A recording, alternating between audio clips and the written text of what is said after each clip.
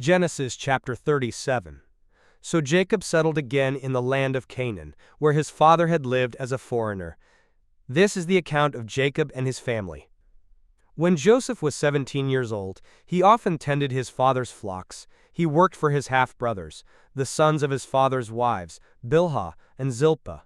But Joseph reported to his father some of the bad things his brothers were doing. Jacob loved Joseph more than any of his other children because Joseph had been born to him in his old age.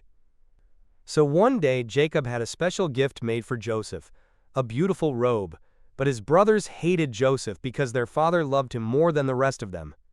They couldn't say a kind word to him. One night, Joseph had a dream, and when he told his brothers about it, they hated him more than ever. "Listen to this dream," he said. "We were out in the field, tying up bundles of grain. Suddenly my bundle stood up, and your bundles all gathered around and bowed low before mine." His brothers responded, "So you think you will be our king, do you? Do you actually think you will reign over us?" And they hated him all the more because of his dreams and the way he talked about them.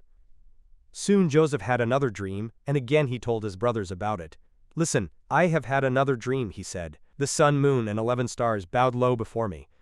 This time he told the dream to his father as well as to his brothers, but his father scolded him. "What kind of dream is that?" he asked. "Will your mother and I and your brothers actually come and bow to the ground before you?"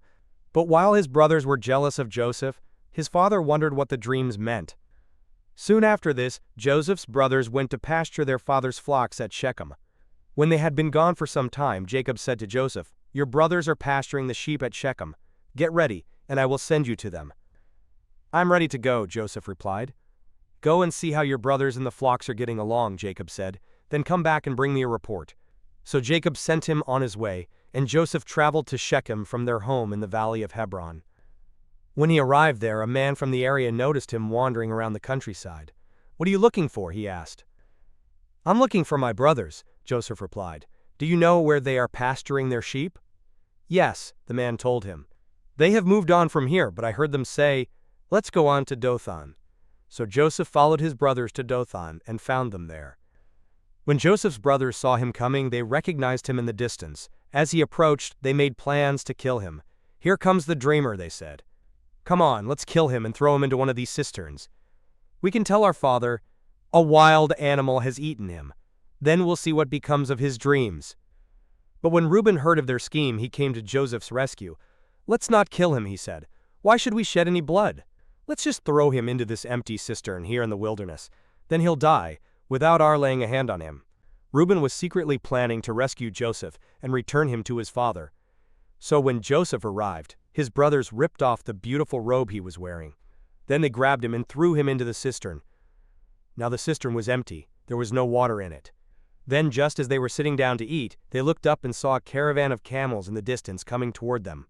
It was a group of Ishmaelite traders taking a load of gum, balm, and aromatic resin from Gilead down to Egypt. Judah said to his brothers, "What will we gain by killing our brother? We'd have to cover up the crime. Instead of hurting him, let's sell him to those Ishmaelite traders. After all, he is our brother, our own flesh and blood." And his brothers agreed. So when the Ishmaelites, who were Midianite traders, came by, Joseph's brothers pulled him out of the cistern and sold him to them for 20 pieces of silver. And the traders took him to Egypt. Some time later, Reuben returned to get Joseph out of the cistern. When he discovered that Joseph was missing, he tore his clothes in grief. Then he went back to his brothers and lamented, "The boy is gone. What will I do now?" Then the brothers killed a young goat and dipped Joseph's robe in its blood. They sent the beautiful robe to their father with this message, "Look at what we found. Doesn't this robe belong to your son?" Their father recognized it immediately. "Yes," he said, "it is my son's robe. A wild animal must have eaten him. Joseph has clearly been torn to pieces." Then Jacob tore his clothes and dressed himself in burlap. He mourned deeply for his son for a long time. His family all tried to comfort him, but he refused to be comforted. "I will go to my grave mourning for my son," he would say, and then he would weep. Meanwhile, the Midianite traders arrived in Egypt, where they sold Joseph to Potiphar, an officer of Pharaoh, the king of Egypt. Potiphar was captain of the palace guard. Genesis chapter 38. About this time Judah left home and moved to Adullam, where he stayed with a man named Hira. There he saw a Canaanite woman, the daughter of Shua, and he married her. When he slept with her, she became pregnant and gave birth to a son, and he named the boy Then she became pregnant again, and gave birth to another son, and she named him Onan. And when she gave birth to a third son, she named him Shelah. At the time of Shelah's birth, they were living at Kezib. In the course of time, Judah arranged for his firstborn son to marry a young woman named Tamar. But was a wicked man in the Lord's sight, so the Lord took his life. Then Judah said to Er's brother Onan, "Go and marry Tamar, as our law requires of the brother of a man who has died. You must produce an heir for your brother." But Onan was not willing to have a child who would not be his own heir, so whenever he had intercourse with his brother's wife, he spilled the semen on the ground. This prevented her from having a child who would belong to his brother, but the Lord considered it evil for Onan to deny a child to his dead brother. So the Lord took Onan's life too. Then Judah said to Tamar, his daughter-in-law, "Go back to your parents' home and remain a widow until my son Shelah is old enough to marry you." But Judah didn't really intend to do this because he was afraid Shelah would also die, like his two brothers. So Tamar went back to live in her father's home. Some years later, Judah's wife died. After the time of mourning was over, Judah and his friend Hira the Adullamite went up to Timnah to supervise the shearing of his sheep. Someone told Tamar, "Look, your father-in-law is going up to Timnah to shear his sheep." Tamar was aware that Shelah had grown up, but no arrangements had been made for her to come and marry him.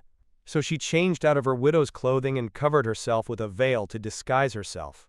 Then she sat beside the road at the entrance to the village of Enaim, which is on the road to Timnah. Judah noticed her and thought she was a prostitute, since she had covered her face. So he stopped and propositioned her. "Let me have sex with you," he said, not realizing that she was his own daughter-in-law. "How much will you pay to have sex with me?" Tamar asked. "I'll send you a young goat from my flock," Judah promised. "But what will you give me to guarantee that you will send the goat?" she asked. "What kind of guarantee do you want?" he replied. She answered, "Leave me your identification seal and its cord and the walking stick you are carrying." So Judah gave them to her. Then he had intercourse with her, and she became pregnant. Afterward she went back home, took off her veil, and put on her widow's clothing as usual. Later Judah asked his friend Hira the Adullamite to take the young goat to the woman and to pick up the things he had given her as his guarantee. But Hira couldn't find her. So he asked the men who lived there, "Where can I find the shrine prostitute who was sitting beside the road at the entrance to Enaim?" "We've never had a shrine prostitute here," they replied. So Hira returned to Judah and told him, "I couldn't find her anywhere, and the men of the village claim they've never had a shrine prostitute there." "Then let her keep the things I gave her," Judah said. "I sent the young goat as we agreed, but you couldn't find her. We'd be the laughingstock of the village if we went back again to look for her." About 3 months later, Judah was told, "Tamar, your daughter-in-law, has acted like a prostitute, and now, because of this, she's pregnant." "Bring her out, and let her be burned," Judah demanded. But as they were taking her out to kill her, she sent this message to her father-in-law, "The man who owns these things made me pregnant. Look closely. Whose seal and cord and walking stick are these?" Judah recognized them immediately and said, "She is more righteous than I am, because I didn't arrange for her to marry my son Shelah." And Judah never slept with Tamar again. When the time came for Tamar to give birth, it was discovered that she was carrying twins. While she was in labor, one of the babies reached out his hand. The midwife grabbed it and tied a scarlet string around the child's wrist, announcing, "This one came out first." But then he pulled back his hand, and out came his brother. "What?" the midwife exclaimed. "How did you break out first?" So he was named Perez. Then the baby with the scarlet string on his wrist was born, and he was named Zerah. Genesis chapter 39. When Joseph was taken to Egypt by the Ishmaelite traders, he was purchased by Potiphar, an Egyptian officer. Potiphar was captain of the guard for Pharaoh, the king of Egypt. The Lord was with Joseph, so he succeeded in everything he did as he served in the home of his Egyptian master. Potiphar noticed this and realized that the Lord was with Joseph, giving him success in everything he did. This pleased Potiphar, so he soon made Joseph his personal attendant. He put him in charge of his entire household and everything he owned. From the day Joseph was put in charge of his master's household and property, the Lord began to bless Potiphar's household for Joseph's sake. All his household affairs ran smoothly, and his crops and livestock flourished. So Potiphar gave Joseph complete administrative responsibility over everything he owned. With Joseph there, He didn't worry about a thing, except what kind of food to eat. Joseph was a very handsome and well-built young man, and Potiphar's wife soon began to look at him lustfully. "Come and sleep with me," she demanded. But Joseph refused. "Look," he told her, "my master trusts me with everything in his entire household. No one here has more authority than I do. He has held back nothing from me, except you, because you are his wife. How could I do such a wicked thing? It would be a great sin against God." She kept putting pressure on Joseph day after day, but he refused to sleep with her, and he kept out of her way as much as possible. One day, however, no one else was around when he went in to do his work. She came and grabbed him by his cloak, demanding, "Come on, sleep with me." Joseph tore himself away, but he left his cloak in her hand as he ran from the house. When she saw that she was holding his cloak and he had fled, she called out to her servants. Soon all the men came running. "Look," she said, "my husband has brought this Hebrew slave here to make fools of us. He came into my room to rape me, but I screamed. When he heard me scream, he ran outside and got away, but he left his cloak behind with me." She kept the cloak with her until her husband came home. Then she told him her story. "That Hebrew slave you've brought into our house tried to come in and fool around with me," she said. "But when I screamed, he ran outside, leaving his cloak with me." Potiphar was furious when he heard his wife's story about how Joseph had treated her. So he took Joseph and threw him into the prison where the king's prisoners were held, and there he remained.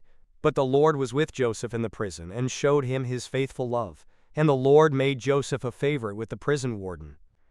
Before long, the warden put Joseph in charge of all the other prisoners and over everything that happened in the prison.